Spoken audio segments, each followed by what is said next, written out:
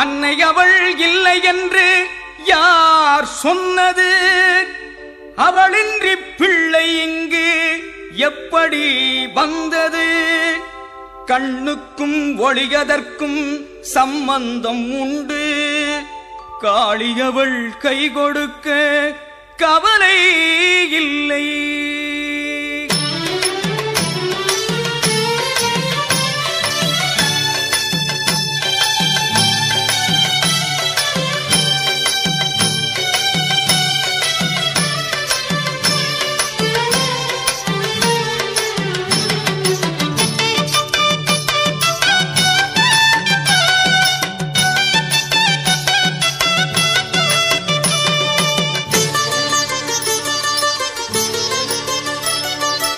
இல்லாத இடம் இல்லேங்க, அவ செல்லாத தடம் இல்லேங்க.